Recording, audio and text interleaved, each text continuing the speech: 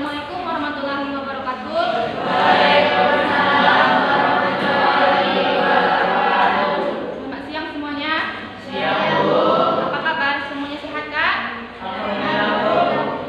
Baiklah, sebelum belajar kita mulai, ada baiknya kita membacakan doa terlebih dahulu. Kepada sobat kelas, silakan dipimpin doanya.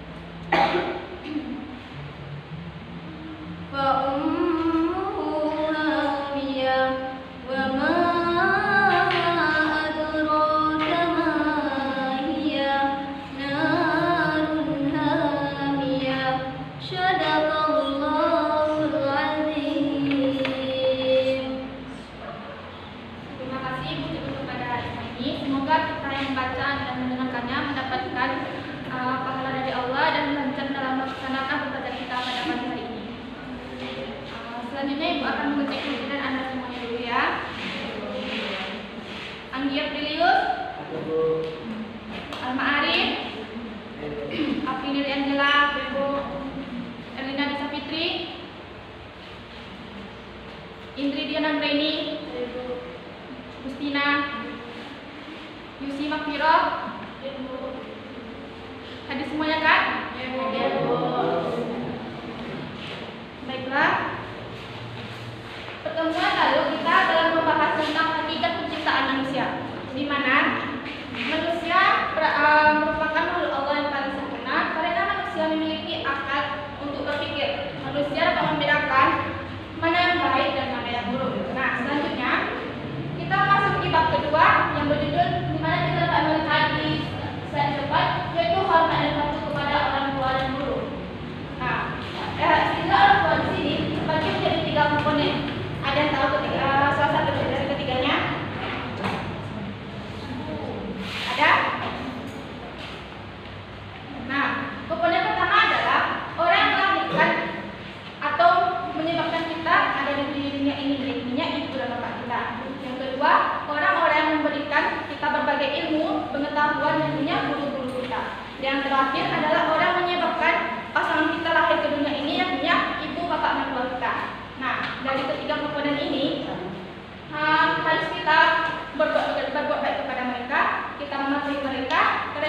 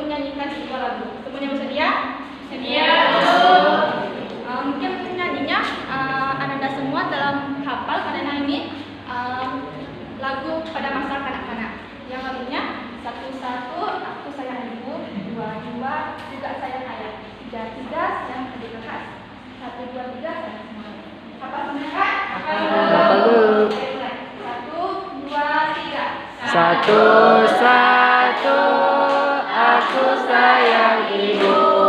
Dua, aku sayang ayah. Tiga, sayang adik kakak. Satu, dua, tiga, sayang semuanya. Terima kasih kepada kalian. Selanjutnya akan dilanjutkan oleh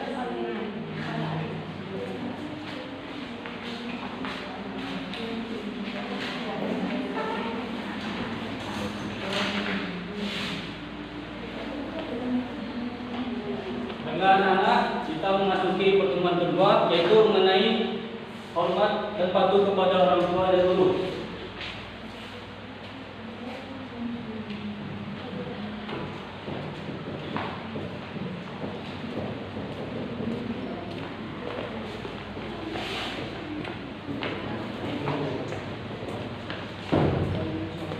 Tapi untuk khusus hari ini, karena sudah dibagi, maka untuk pembagian gurunya itu minggu depan. Ya.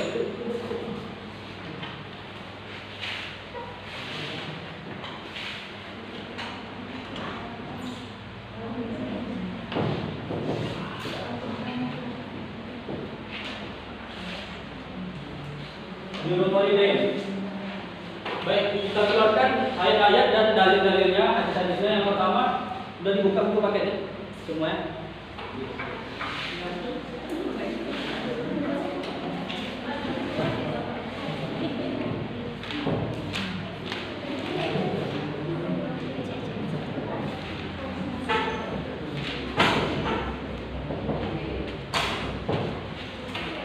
Surat Al-Isra ayat 23 sampai 28. Sudah dibuka?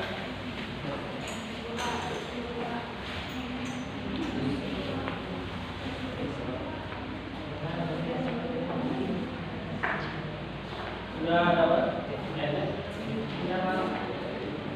Sudah?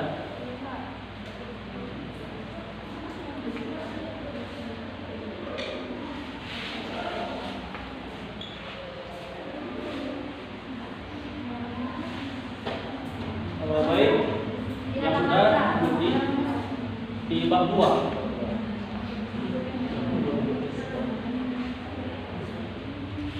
Seharusnya kalian sebagai murid nggak tahu bahwa harus dibaca dulu gitu.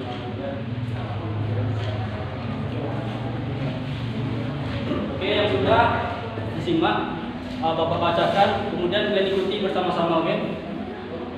Al-Isra ayat 23 sampai 24. A'udzu billahi minasy syaithanir rajim. Bapak dulu habis itu baru kalian mengucap. Bismillahirrahmanirrahim. Bismillahirrahmanirrahim. Wa qadha rabbuka alla ta'budu illa iyyahu wa bil walidayni ihsana.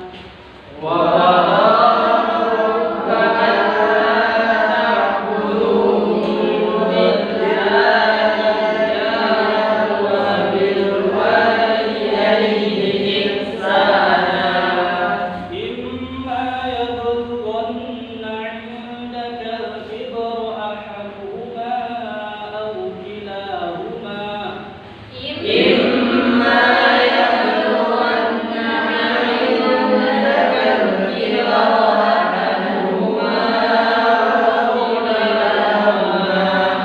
فلا تقل لهما أف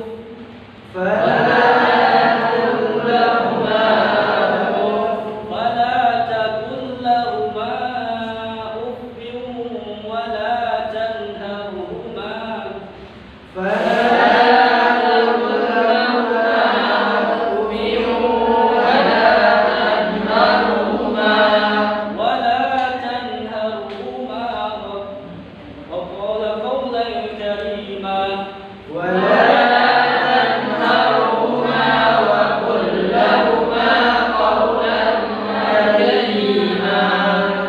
واخفض لهما جناح الذل من الرحمة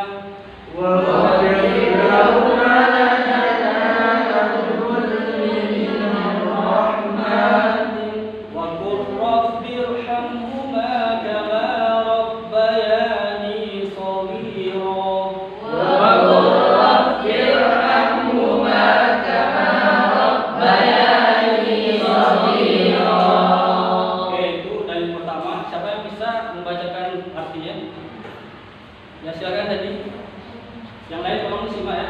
Dan Tuhanmu telah memerintahkan agar kamu jangan menyembah selain Dia, dan hendaklah berbuat baik kepada ibu bapa. Jika salah seorang di antara keduanya atau kedua-duanya sampai berusia lanjut dalam pemeliharaanmu, maka sekali-kali janganlah engkau mengatakan kepada keduanya perkataan A, dan janganlah engkau membentak keduanya, dan ucapkanlah kepada keduanya perkataan yang baik. Dan rendahkanlah dirimu terhadap keduanya dengan penuh kasih sayang, dan ucapkanlah, wahai Tuhanku, sayangilah keduanya sebagaimana mereka berdua telah mendidik aku pada waktu kecil. Baik, terima kasih. Kita perhatikan wa qad rabbuka alla ta'budu illa wa bil walidayni ihsana. Nah, betapa kedudukan untuk berbakti kepada orang tua itu disandingkan langsung dengan berbuat tauhid kepada Allah. Nah, perhatikan pokok dan yang penting kita ketahui. Yang pertama adalah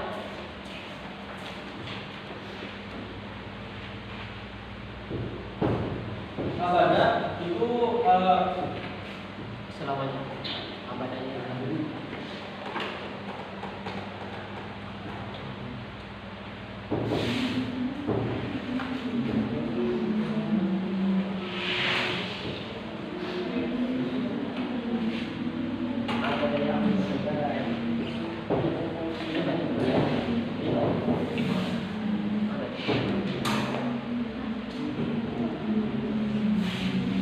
Ada kata ta'budu di sana ya.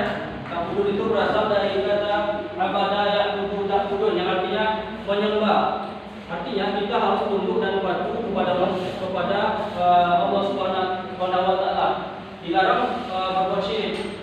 Maka orang yang berbuat syirik dihukumi dosa besar. Kemudian disandingkan langsung dengan ihsan.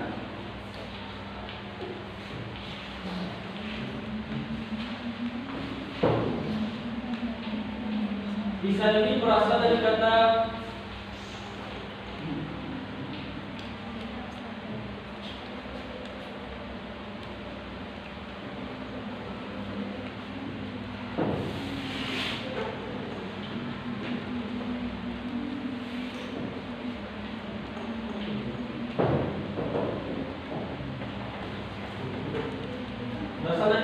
ahsana yuhasinu, yang artinya berbuat baik. Nah, perhatikan kodan ini. Dalam Al-Quran banyak sekali kata baik. Ada khair, ada thayyib, ada ma'ruf, ada ihsan. Nah, ihsan ini adalah tingkatan tertinggi dalam bahasa Arab yang bermakna baik. Ada yang pertama itu yang paling rendah ada thayyib.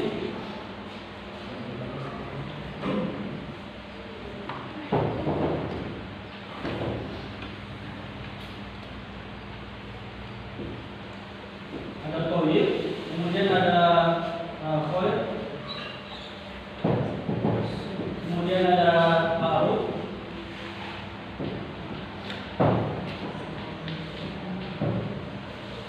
kemudian ada ihsan.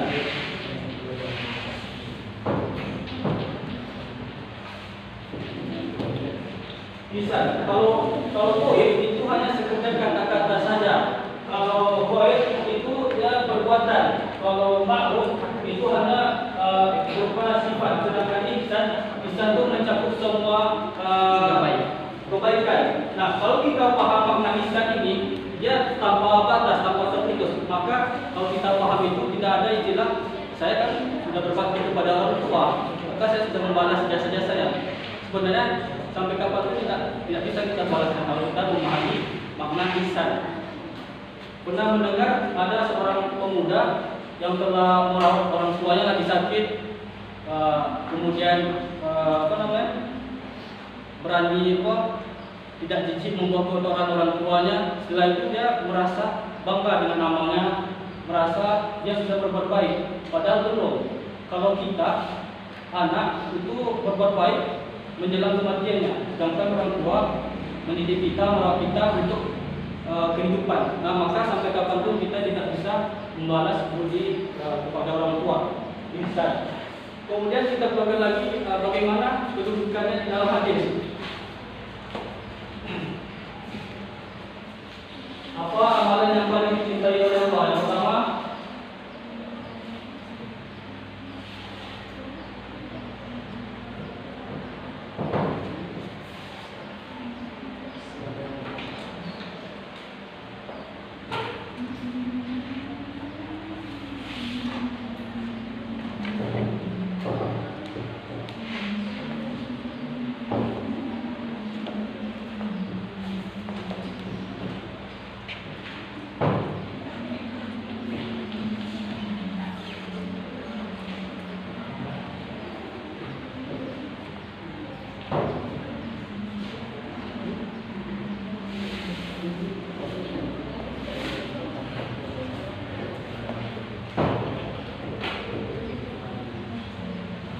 Ikuti Bapak. Qala Rasulullah sallallahu alaihi wasallam.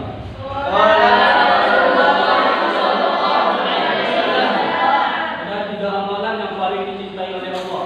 Ada As-salatu ala waqtiha. As-salatu ala waqtiha. Yang kedua, birrul walidain. Birrul walidain. Yang ketiga adalah al-jihadu fi sabilillah. Al-jihadu fi sabilillah. Nah, kita perhatikan lagi di dalam hadis pun kedudukan orang tua itu dibawa dari pada Allah. Artinya nomor 2. Maka jangan main-main dengan urusan orang tua. Ini termasuk dosa-dosa yang sulit. Oke? Kalau dosa kepada orang tua di dunia dapat, yang beliau pun dapat. Maka kalau kita sekarang banyak salah, mungkin coba cek barangkali hubungan dengan orang tua bermasalah. Kemudian buka di buku ya, bagaimana kedudukan berbakti kepada orang tua itu tentang jihad. Ada seorang pemuda yang datang kepada Rasulullah. Ya Rasulullah, izinkan saya untuk berjihad. Tapi Rasul menolaknya. Kenapa? Karena di rumah orang tua sedang sakit. Kata Rasulullah, "Fafihima fajahid." Berjihadlah kepada keduanya. Nah, Masya Allah, berbakti kepada kedua orang tua itu senilai dengan jihad fisabilillah. Maka selagi masih ada, manfaatkanlah kesempatan itu. Kemudian coba yang kedua lagi, siapa yang mau baca? Yang hadis kedua tentang celakalah orang yang mendapati kedua orang tuanya masih ada, tapi tidak membuatnya masuk surga.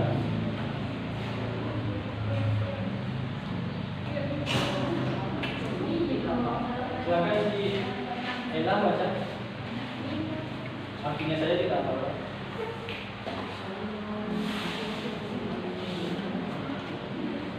Artinya, aku mendengar Abdullah bin Amr radhiyallahu anhu berkata, seorang laki-laki datang kepada Nabi, lalu meminta izin untuk ikut berjihad. Maka beliau bertanya, apakah kedua orang tuamu masih hidup? Laki-laki itu menjawab, iya. Maka beliau berkata, kepada keduanya lah kamu berjihad. Hadis riwayat Bukhari. Masya Allah. Lagi orang tua sangat penting untuk kita mendapat surga itu. Itu besarnya adalah orang tua.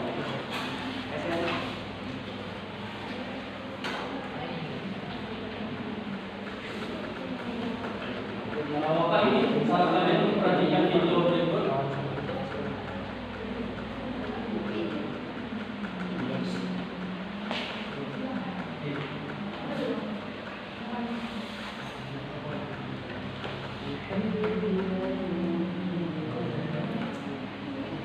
Kalau mulai semua ya.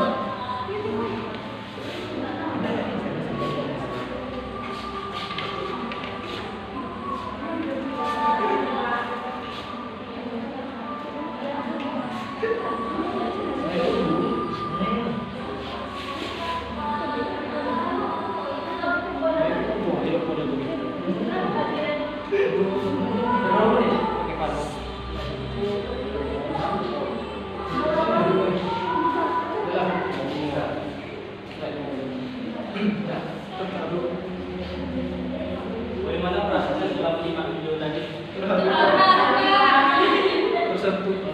Bapak ini bercerita sedikit ini sebagai iktibar bagi kalian supaya kalian mengambil pelajaran.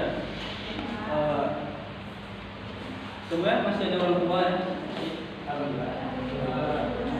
Saya ini sudah anak piatu.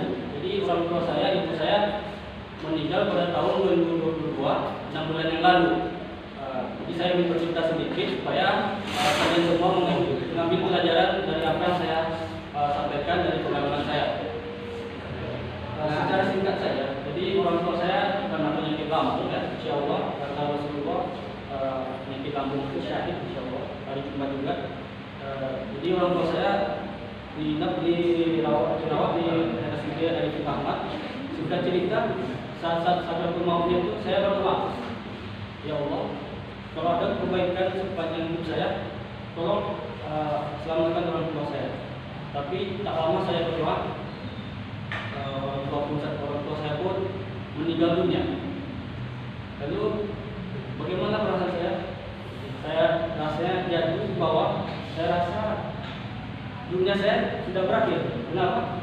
Karena semenjak dulu semua yang ingin saya capai adalah berkaitan dengan orang tua. Jika saya ingin menikah, nanti saya membayangkan ibu saya bermain dengan cucunya. Kemudian saya mengajak ibu saya ada di samping saya. Tapi nyatanya seperti apa? Tapi saya tetap bersyukur. Kenapa bersyukur? Walaupun demikian, saya bersyukur orang tua saya meninggal dalam keadaan muslim. Karena saya masih bisa berbakti, walaupun berbaktinya sudah terbatas. Tapi saya tetap bersyukur. Saya berusaha melihat yang di bawah. Yang di bawah masih banyak. Contohnya seperti apa? Di luar sana banyak orang tua yang meninggal, tapi dalam keadaan kafir. Nauzubillah. Artinya apa? Kita tidak bisa lagi berbakti kepada orang tua. Mendoakan saya tidak boleh. Nah, itu sedikit cerita dari saya. Kemudian saya mau tak mau saya harus melanjutkan kuliah saya. Seminggu saja waktu saya untuk berbenah diri untuk mengembangkan diri lagi. Satu saja motivasi saya. Saya ingin mengalirkan pahala dia kepada orang tua saya. Ada satu hadis, "Idza mata ibnu Adam minkum wa amaluhu illa min thalath." Yang pertama, shadaqatin jariyah. Yang kedua, au ilmin yuntafa'u bih. Yang ketiga, au waladin shalih yad'u lahu. Nah, dari belajar ini, mengajar ini saya tingkatkan untuk kedua orang tua saya. Kemudian saya berusaha menjadi anak yang soleh untuk kedua orang tua saya. Ayo semuanya ikuti Bapak. Ya Allah, Ya Allah, berikan kami ilmu yang bermanfaat ya Allah. Ya Allah, berikan kami anak yang soleh solehah. Yang mampu memberikan syafaat kepada kedua orang tua kami ya Allah.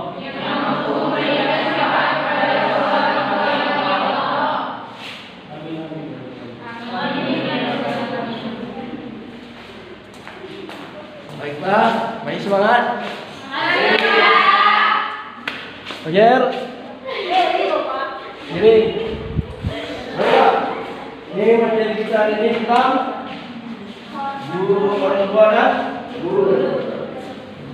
Bapak ngambil satu kisah seorang pemuda.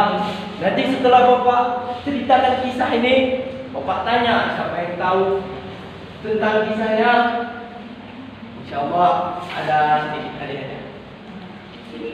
Ada seorang pemuda di Yaman. Pemuda ini menderita sakit, orang tuanya pun sakit. Ya kan? Ketika dia mendengar pesan dari orang tuanya, sebelum orang tuanya wafat, orang tuanya ingin beribadah di depan Ka'bah. Jadi setelah itu dia berpikir, pemuda itu berpikir sampai-sampai ia membeli seekor sapi. Seekor sapi itu dia beli. Jadi dia setiap hari, setiap pagi itu berlatih naik gunung turun-turun menggendong sapi itu. Sampai sapi itu umur 8 bulan. Sampai besar sapi itu. Sudah besar. Ketika mau masuk bulan haji, dia pun menggendong orang tuanya dari kota Yaman ke Mekah. Mekah. Seperti ini. Dia menggendong orang tuanya. Jelas? Nampak? Jelas. Nampak? Nampak, Pak. Yang tunduk-tunduk kepalanya angkat. Nampak. Nampak? Nampak kan? Nampak. Ini maju kan?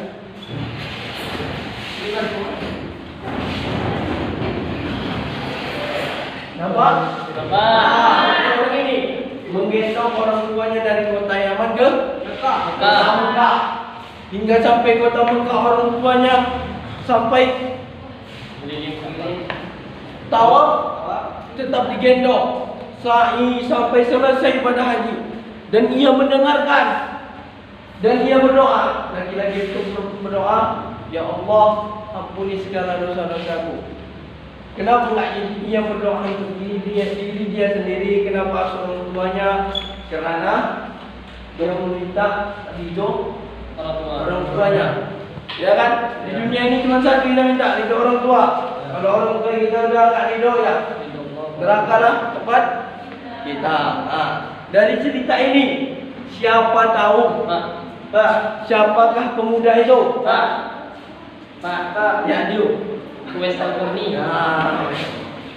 Ialah Uwais Al-Qarni yang tinggal di Yaman. Yaman. Ada sedikit, ada Bapak. Untuk minyak Honda. Baiklah, selanjutnya akan dilanjutkan cerita Alqamah.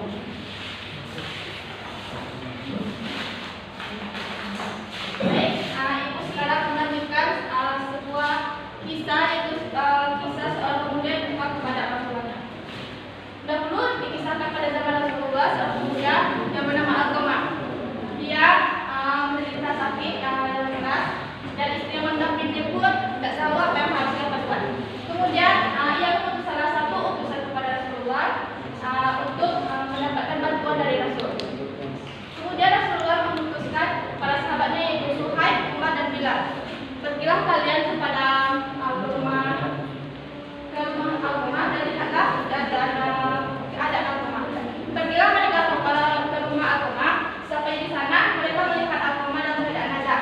Langsung saja mereka mentakdirkan Alqamah dan mengucapkan la ilaha illallah. Namun lisan Alqamah begitu berat dan sulit untuk mengucapkan hal tersebut. Nah, melihat kejadian tersebut, langsung saja dilaporkan kejadian tersebut kepada Rasul. Dan Rasul bertanya, apakah Alqamah masih memiliki orang tua? Salah satu dari mereka menjawab, ada wahai Rasulullah. Alqamah masih memiliki seorang ibu yang jauh tinggal dari sini. Kemudian Rasul pun memerintahkan kembali kepada mereka, pergilah kalian menemui ibu Alqamah dan suruh beliau jika masih mampu berjalan menemui ibu. Namun jika tidak, biar saya menemuinya. Pergilah sahabat Rasulullah menemui sang ibu Alqamah. Sampai di sana, mereka menyampaikan pesan dari Rasulullah. Dan sang ibu pun berkata, saya yang lebih berhak menemui Rasulullah. Kemudian pergilah sang ibu Alqamah menemui Rasulullah dengan tongkat dan berhati-hati. Sampainya di rumah Alqamah, di rumah Rasulullah, sang ibu mengucapkan salam dan Rasul pun menjawabnya. Kemudian Rasulullah kembali berkata, wahai ibu Alqamah, jawablah pertanyaan saya dengan jujur. Jika berbohong, wahyu Allah akan turun menampakkannya. Bagaimana keadaan sebenarnya anak Alqamah? Sang ibu menjawab, dia merupakan pemuda yang rajin beribadah, rajin sholat, banyak berpuasa dan suka bersedekah. Kemudian Rasul kembali bertanya, lalu bagaimana perasaanmu kepadanya? Sang ibu menjawab, saya marah kepadanya ya Rasulullah. Semenjak dia menikah, dia lebih mementingkan istrinya daripada saya, serta beliau durhaka kepada saya. Kemudian Rasulullah kembali berkata, Sesungguhnya kemarahan mulai menyebabkan lisan Alqamah anakku sulit mengucapkan syahadat. Kemudian Rasulullah kembali berkata kepada Bilal, "Wahai Bilal, pergilah dan kumpulkan kayu bakar yang banyak." Sang ibu yang mendengar tersebut kembali bertanya kepada Rasulullah, "Wahai Rasul, apa hubungannya kayu bakar dengan anakku Alqamah?" Dengan lembut Rasulullah berkata, "Aku akan membakar anakmu di hadapanmu." Ibu Alqamah yang kaget mendengar tersebut berkata, "Aku memang marah kepadanya ya Rasulullah, aku memang kecewa kepadanya. Namun jika engkau membakar anakku di hadapanku, aku tidak tahan dan tidak kuat." Kemudian Rasulullah kembali berkata, "Sesungguhnya kemurkaan Allah itu lebih berat dan lebih besar. Jika engkau ingin anakmu dimaafkan oleh Allah dan pergi dengan tenang, maka ikhlaskanlah anakmu daripada anakmu sakit berterusan dan tidak tahu kapan pulangnya kepada Allah." Nah, kemudian si ibu mendengar hal tersebut kembali berkata, "Wahai Rasulullah, Allah sebagai saksi dan para malaikat serta kaum muslimin yang hadir pada saat ini, bahwa saya memaafkan Alqamah anakku dan meridhoinya." Dan mendengar hal tersebut, Rasulullah kembali berkata kepada Bilal, "Wahai Bilal, pergilah ke rumah Alqamah dan lihatlah keadaannya. Apakah dia bisa mengucapkan kalimat syahadat atau belum? Bisa saja ibu Alqamah mengucapkan apa yang tidak berasal dari dalam hatinya." Pergilah Bilal bin Rabah itu ke rumah Alqamah. Dan sesampainya di sana, Bilal mendengar dari luar bahwa Alqamah bisa mengucapkan kalimat la ilaha illallah dengan lancar dan dengan lancar. Kemudian masuklah Bilal bin Rabah tersebut ke rumah Alqamah dan berkata, "Wahai sekalian manusia, bahwa kemarahan ibu Alqamah menyebabkan Alqamah sulit untuk mengucapkan kalimat la ilaha illallah, dan karena ridhonya lakulah Alqamah bisa mengucapkannya." Dan Alqamah pun menyatakan meninggal pada saat itu juga. Mendengar hal tersebut, Rasulullah pun mendengar hal tersebut, Rasulullah kembali segera memerintahkan untuk menyolati dan mengkafani Alqamah sebelum beliau menyolati dan mencukurkannya. Nah, setelah acara pemakaman Alqamah selesai, Rasulullah SAW kembali berpidato, Wahai kaum Ansar dan Muhajirin, barang siapa yang mendahului istri daripada ibunya, maka dia akan mendapatkan laknat. Amalan apapun yang ia perbuat tidak akan diterima oleh Allah SWT, karena ridho Allah terletak pada ridhonya dan muka Allah terletak pada mukanya. Semoga anda semua dapat memahami iman dan dosa ibu yang harus ibu ceritakan. Baiklah, masih semangat semua? Masih Masih semangat? Masih semangat? Semangat. Wah, iyalah. Dari dua cerita tersebut, apa yang kamu dapat? Dari dua cerita tersebut, apa yang kamu dapatkan? Apa makna yang kamu dapatkan dari cerita tersebut?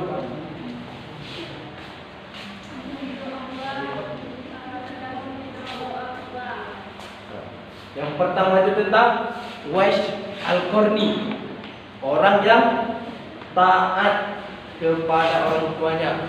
Dan yang kedua tentang cerita Alqamah, ia sering beribadah, taat kepada Rasulullah, tetapi ia durhaka kepada ibunya. Baiklah, biar lebih semangat lagi, Bapak akan membawakan kamu di breaking. Sebaiknya kamu berdirilah dulu. Jadi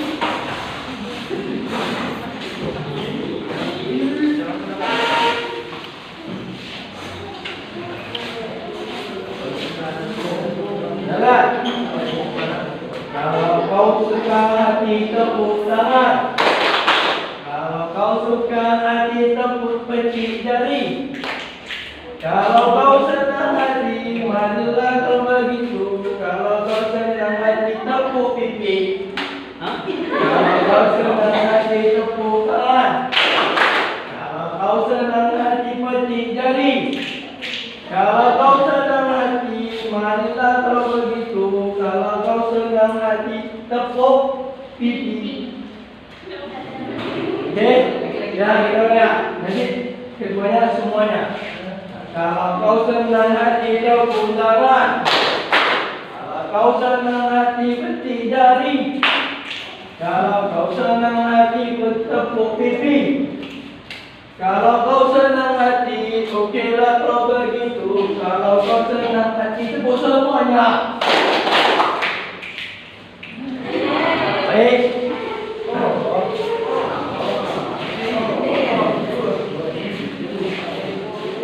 Baiklah. Di sini Bapak ingin kamu membuat dua kelompok.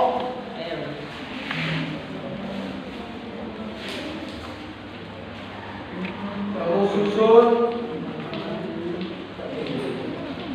ini kelompok laki-laki dan kelompok perempuan. Di sini ada satu doa dan ada satu ayat.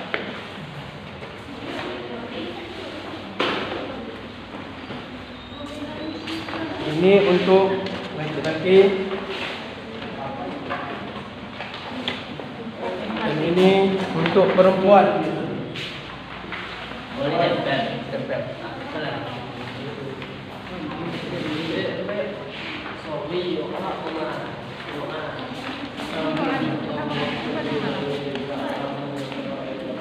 Bapak tunggu 2 menit untuk menyusunnya.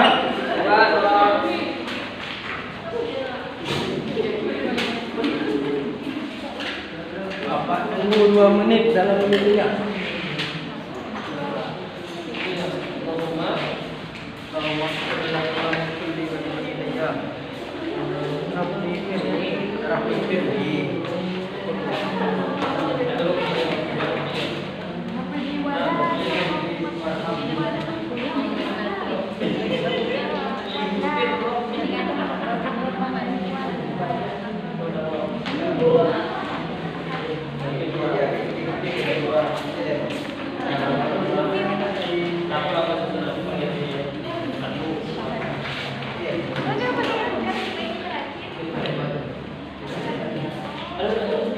Bagaimana?